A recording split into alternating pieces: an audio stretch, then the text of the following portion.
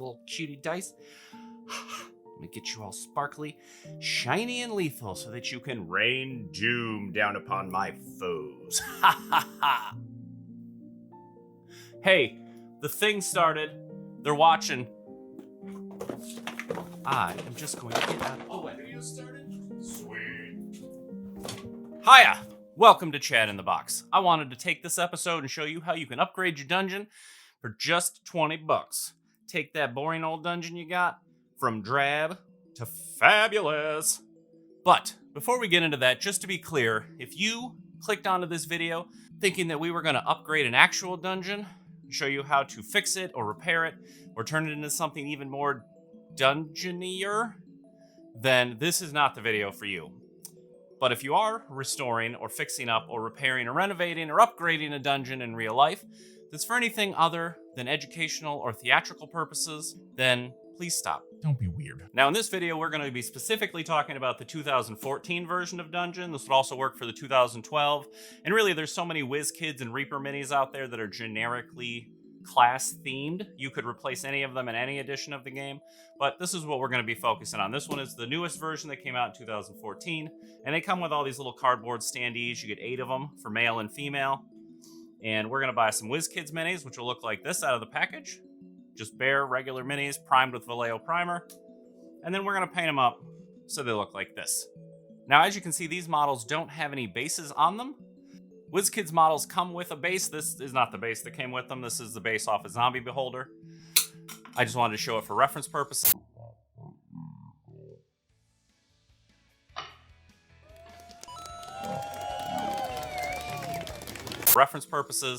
But they come with a tiny little base. I opted not to use them because I felt like they stood pretty well on their own. So I didn't want to use them, and I thought it would just make it look cooler if the little textured base was right on the board itself. That's why I painted it gray. Now, I said this upgrade would only cost you 20 bucks, and the game itself costs 20 bucks. So the additional 20 bucks is in the form of 4 WizKids minis, and here's what we used. The first 3 are all going to be Nolzur's Marvelous Miniatures.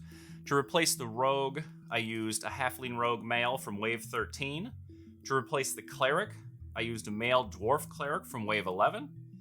To replace the Wizard, I used a male Elf Wizard from Wave 9. For the Fighter, I replaced him with a model from the Pathfinder Deep Cuts line, which was the Wave 1 Human Male Fighter. So now, all that's out of the way, let's jump into painting them, which is going to be pretty straightforward since all these WizKids models come pre-primed, so we don't have to worry about that. And because these are board game models, we're not going to mess around with really cleaning up any flashing or mold lines, although I will say these WizKids models are pretty nice in that regard. There's not a whole lot of them. So we're going to start with the Fighter and Hive Dweller Purple, and we're just going to apply this fairly liberally, but trying to get an even coat over the whole model. Now, there were some fiddly, deep recesses that were hard to get to, but we managed to get the whole thing covered, and it doesn't matter if you get some on the base itself, because we're going to repaint over that with Stone Golem anyway, so that's not a big deal. So you go through and paint them all. We're going to do the Rogue, of course, is Orc Skin, and then the Cleric is going to be Magic Blue. And then we get to the Wizard, who is the only one that has a little extra something on there. And so we're going to paint him Blood Red, but avoid the fire, unless you just want to do the whole thing Blood Red, which is totally cool. Now, this is a great point in your painting where if you want, you can leave the fire clear and just go with that, and then it'll look like maybe vaporous energy, or you can take a color from one of the other models, like maybe Orc Skin would be cool, or Magic Blue to give it sort of this ethereal, magical sort of look. I wanted real fire, so I decided I'd set aside some Fire Giant Orange and Zealot Yellow to touch it up at the very end. Okay, now that we've got everything base coated essentially, we want to hit it with a quick varnish to seal everything in, because speed paints will reactivate if you paint over them again, and I didn't want anything to move from where it was. So we're going to run outside and prime these up. I'm not going to prime them. That would completely defeat the purpose. Don't prime the models at this point. We're going to matte varnish them. A very thin coat real quick, pss, pss, just like that. Just do pss, pss, because that's how you varnish things. Pss, pss, just like that. Just do it. Boy. So we get a nice smooth even coat over all these models, let them dry for a couple of hours, and then we're going to come in and give them a dry brush with Stone Golem. Now, I'm typically a real big fan of Army Painter dry brushes, and they do a very nice job. Like, this is great for tanks and just really big things you want to hit. Whatever. That's painting, apparently. But something I saw on an Artist Opus video, and I think Ninjon mentioned it in one of his videos, was using a makeup brush because they have sort of a fat, roundy, blunt tip. And so I picked this brush up at my local Rite Aid pharmacy for $2. Hey guys, Chad here. I just wanted to pause the video real quick and let you know that at the time of making this video, I had forgotten that Army Painter also makes similar round tip dry brushes. This is an eyeshadow brush from Rite Aid, which is cool. And if you're just looking for something you can beat up and not worry about, toss it away when it gets rough. These are great, but Army Painter does make a set of Masterclass dry brushes, which comes with 3 very nice brushes I picked up after making this video. So I just want to throw that out there. If you guys really love Army Painter and you want to jump in and get that, Artist Opus also makes a dry brush set, but so does Army Painter, and they're very nice round brushes that are worth checking out. Okay, back to the video. I'm done talking. And it's like an eyeshadow brush, and this worked beautifully, I have to say. So we're going to dry brush all of these models, and another thing I learned from Ninjon in an Artist Opus video was that you can get better results with the dry brush if you don't wipe the excess paint off on a paper towel. Okay, sorry everybody. The footage is out of focus, and I apologize. I got a new camera recently, and this is the first video I filmed with it, and I didn't realize how the focus worked, but I do apologize. This will happen a couple more times during the video, but I don't think you're going to lose anything in technique because this is super basic, and you just slap it on, dry brush, you're good to go. But I am sorry for the goofiness, and it will get better going forward. Probably. Now, in the Artist Opus video I saw, they were using the Artist Opus palette. That's a little harder to say than I thought it would be. And that looks like it's made out of MDF or some sort of fiberboard, and I didn't have any fiberboard that I wanted to use, so I just took off a piece of cardboard. I cut it off. Didn't take it off. Man, saying words is hard today. Now, with this piece of cardboard I have as my dry brush palette, I'd get a little paint on my eyeshadow brush, and then wipe most of it off on the cardboard. Now, at this point, I should point out that in my little water pot, which is really a bowl that I got from the local grocery store deli, it used to have macaroni salad in it, and I don't like macaroni salad, but nevertheless, it makes an excellent water bowl, and what I do is I fold up a piece of paper towel and I put it in there, and it kind of turns into sort of a damp sponge, because you do want the tiniest little bit of water on your dry brush. I seem to get a lot better result with that. And then wipe it off on the cardboard palette, or MDF palette if you have such a thing, and get it basically dry, but it'll hold just enough moisture because you still want the paint to have a little bit of dampness to it. Moistness. So of course the key with dry brushing is it's better to go over multiple times with very light layers of paint than to put too much paint on your brush and have it smear all over the place, which I did have happen a little bit on the wizard, but it didn't end up being too bad, so it wasn't that big of a deal. Now, regular war paints dry just fine, so we don't have to matte coat them again.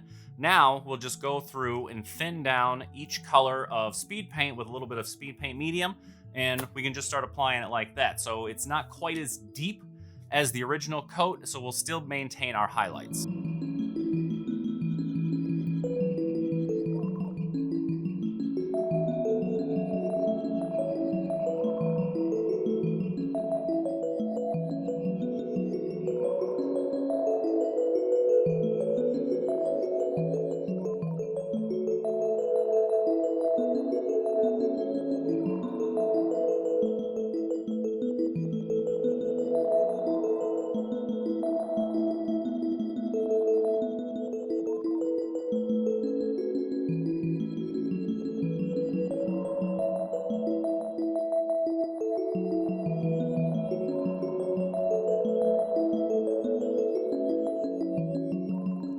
All right, now that we've got everything with a second coat, so they've been base coated, dry brushed, and then a thinned down second coat on there, we let that dry completely. Now we can start going over the bases with Stone Golem and get them back to that sort of flat gray.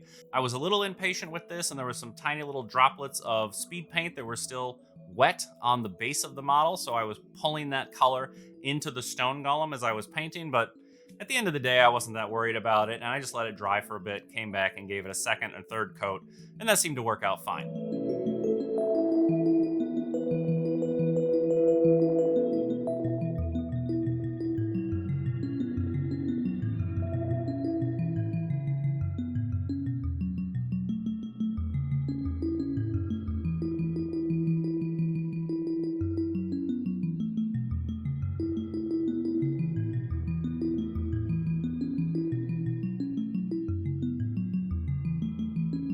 Then once that is dry, you go through and we thin down some Gravelord Gray.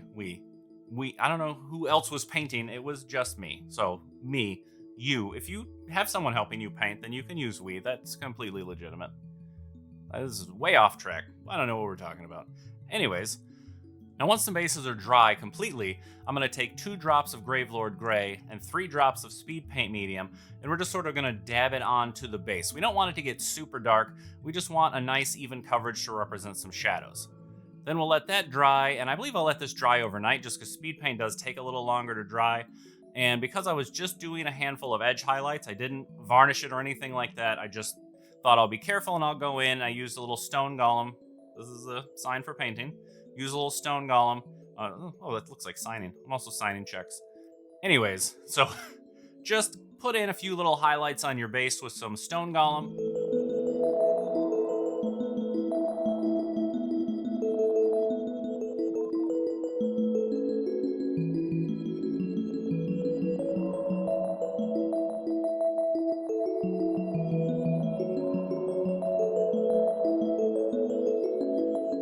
And then you're done. We're going to go outside and we're going to varnish them up. So let's do that.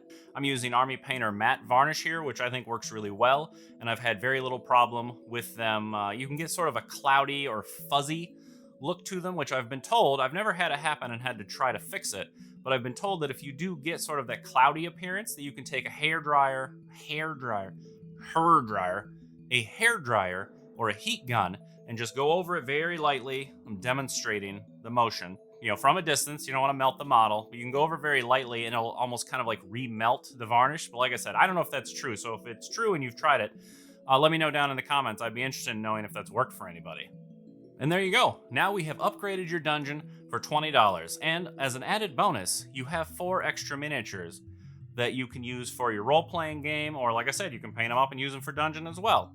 Now, me and my wife and my grandson played this game with these new models, and I know it sounds kind of silly to think about it, but it just added, I don't know what it would be, another level of like maybe excitement or a thematic element to the game. It just made the game cooler, I felt, playing it with these miniatures instead of using the little cardboard standees, because the board is very well designed. It's very nice art, and these models seem to be just the right size. We played a whole game, and my grandson is 8, and none of the models, they didn't break, they didn't bend. We didn't have a problem with them falling over all the time, which is a concern I did have since I got rid of the bases, and I was just using the textured base that was built into the model itself.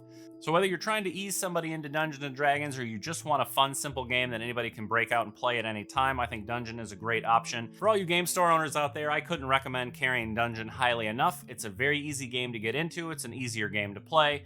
And with this simple little $20 upgrade, it makes it even that much of a better game. With this cool thematic element, now you have physical models on the board, which again is just easing them a little further into the world of Dungeons & Dragons. Well, that about wraps it up for this video, folks. Thanks so much for joining me. I appreciate you watching the video all the way until the end. If you liked this kind of content, give it a thumbs up, subscribe to the channel, click that bell for notifications, share it with your friends, family, and gaming group. Heck, share it with people you don't particularly like. That would be fine, and I'll see you in the next episode. Bye-bye!